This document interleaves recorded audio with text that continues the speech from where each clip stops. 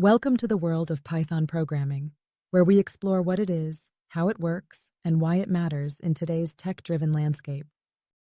Python is a high-level interpreted programming language created in 1991. It's designed to be easy to read and write, making it accessible for beginners and powerful for professionals. Python reads and runs your code line by line, which helps with understanding and debugging. Python follows principles that promote simplicity and clarity. Core ideas include: simple is better than complex, readability counts, and there should be one, and preferably only one, obvious way to do something. These aren't just rules. They shape how you solve problems in Python. Python is known for being clean and readable. Instead of using symbols and cluttered syntax, Python emphasizes clarity. It uses indentation to structure code, making the language feel closer to English than traditional programming languages. Python is used in nearly every area of tech. You can build websites and web apps, automate everyday tasks, analyze data, create video games, train AI and machine learning models, scrape information from websites, and build bots or tools for personal productivity. Python isn't just one path. It opens many.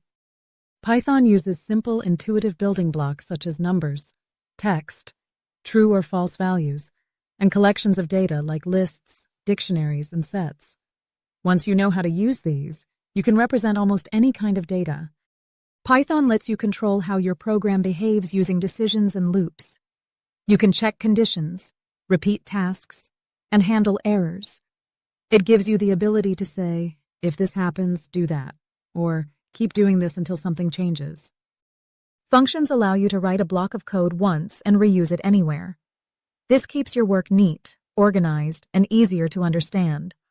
Functions are essential for breaking big problems into manageable pieces.